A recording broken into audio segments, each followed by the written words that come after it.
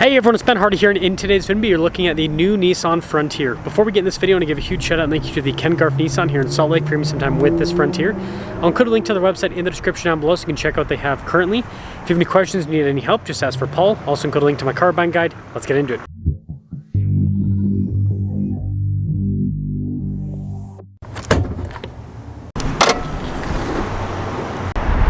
Under the hood of the Frontier is a 3.8 liter V6 that goes through a 9-speed automatic transmission. Fuel economy is 16 around town and then 20 on the highway, with power outputs being 310 horsepower and then 281 pound-feet of torque. Before we move forward with this review, I do want to mention if you want to see more videos just like this, then I recommend you subscribe because I post content every single day. So starting with the hood of the Frontier, you guys can see it's raised there on either side. It has a very muscular design, and I love the headlights here. Look at the turn signal indicator, really sharp looking. And then you guys can see the fog lights down below. We've got the Nissan logo in orange, and then this is cool, kind of like the nostrils there at the top. But yeah, overall, this Frontier, especially in this new orange paint, it pops. Also, almost forgot, skid plate protection, tow hooks underneath, still has that on the Pro-4X. Now on the side here, our tire wheel setup is 265 by 70 by 17 in the front and over in the rear. And you can see here with the wheels, you've got this cool kind of like dark gray finish on them, and then big chunky fender flares there as well. You got a little splash guard there in the back. We've got the side steps with this particular Frontier. Then if we take a few steps back, here's the side profile on this Pro-4X. Speaking of stuff on the side, we've got that Pro-4X decal there. We still have leaf springs with the Frontier, and then it's kind of hard to see, but we do have Bilstein shocks with this as well. Now this of course leads us to the key fob. We have our lock and unlock function, remote start function as well, pretty standard setup. And this leads us into the bed. So the tailgate is dampened, does slow lower down. You can see are the cargo tie down points. It's pretty cool with the outlet there. And then does have LED bed lights as well. Protection from the factory, so this thing is all ready to go. Tailgate's light, let's throw that up. This is pretty cool in the back of the tailgate there. And then see the taillights, they aren't too different from before, but there's the rest of the rear. Now this leads us inside. You can see we've got nice soft touch trim here, and then also down below with all of the stitching. And then here are the seats, pretty cool looking. Look at that with all the trim. Here, I'll move this to the side. Pretty fancy looking. Getting in is pretty easy. Typical room for a mid-size pickup truck, so it's not the most spacious, but you know, got some room back here. Got a little charging port action here in the back. We also have a window that you can open up. It's manual, the operation. And the headroom back here is pretty good. And this leads us up front. So again, you can see with all the soft touch trim, got all of our window controls here. Notice that one's automatic. Mirror adjustments, blind spot warning with the mirrors too. And then here are the front seats, Pro-4X. Pretty cool trim all over. Power adjustments there for the seat. We've got our tow haul mode here. See for, you know, the outlet set up there, hill descent control, rear locking differential as well as stability control.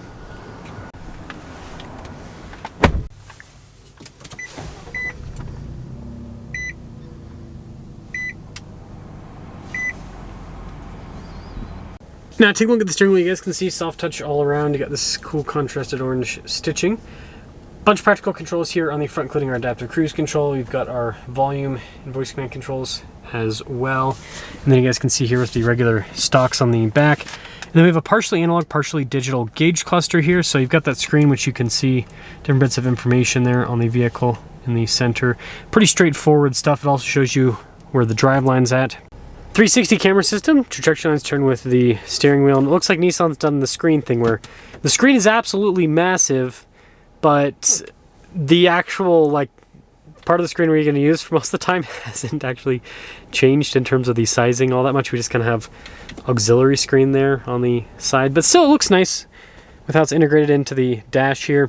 Got your volume controls down below. We've got our dual zone climate controls. We've got heated seats with this, heated steering wheel against the parking sensors. Little storage space area here. Shifter there for the 9-speed. Got some cup holders down there. Wireless phone charging pad. Solid center console. Nice trim here on the top. Same thing with the dash. And solid rear view mirror. And then we do have a sunroof up top as well. Now the Frontier has gotten a little bit more expensive with this all new setup. And this one has quite a few options. So you can see base MSRP there. Total MSRP on this one is $51,525. Well, we're not going to drive this one. We're going to drive the green one. Same exact truck, but yeah, let's see how it performs.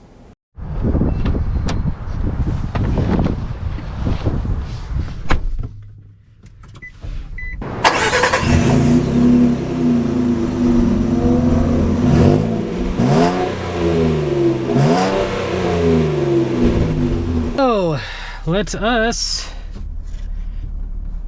set off in the green one. The orange one got a deposit on it, so I'm not gonna be driving that one.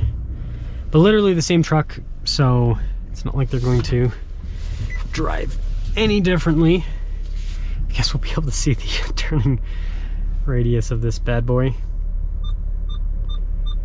Camera system's actually really good, so that's a plus. And I guess, well, before we get up and drive, I do want to mention I am going to try to do some comparisons with this green one today. Not with Toyota yet, sadly. My closest Toyota dealership to this is in Murray, so it's a little bit too far away. Don't have filming set up with the Salt Lake dealership, so probably have to wait until Nissan in Murray or Nissan in Orem gets one of these in, and then I'll be able to do a comparison with the Tacoma. Probably do Tier D off-road versus this, so that'll be fun. But let's set off. Smooth. Gotta love the 9-speed. They released this transmission for the 21 model year, and then they redid the Frontier for the 22 model year. Yeah, it makes a pretty big difference, especially when you compare it to the previous generation Tacoma with the 3.5 V6 and the 6-speed automatic. This transmission's a lot smoother, doesn't gear hunt like the Tacoma. And I don't know if you guys can see, there's a solar octane Tacoma across the way that looks super similar to the orange that's on the Frontier. Not this one, but the one we did a walk around with. I will say the solar octane has some metallic flake in it, whereas this orange is kind of like a flat orange, so it doesn't have that. So the solar octane, like the sun, has like that gold kind of metallic flake that kind of shines a little bit. This is, you know, Nissan's going for the flat colors, so just something to understand. Yeah, not too bad, not too bad. They're like, I'm gonna turn, I'm not gonna turn, so we'll just wait. Not sure what this Lincoln is doing with their life. But yeah, the seats are comfortable. I think the seats might be a little bit more comfortable than the previous seats. I think that feel very similar. Like the bolstering feels pretty much the same. It's the center that feels, looks different, but it also kind of feels a little bit different. So, I don't know, something to consider.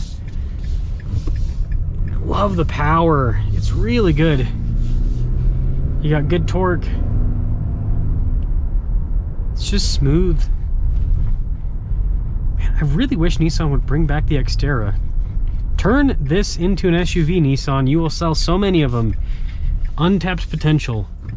I just don't think Nissan thinks they're going to sell because they think, oh, people buy a Pathfinder. It's like, no. People want a 4Runner-like vehicle with a V6 because Toyota doesn't sell V6s anymore. So, untapped potential there. But anyways, this new Frontier, it drives well. It doesn't really feel too different compared to before. I'll have a little bit more seat time with this because I'll be doing some comparisons with it today, hopefully. So, yeah, I think that overall they did a great job with this little refresh. It's still the same, you know, Frontier we've had since 2022, but just a little bit of a fresh face.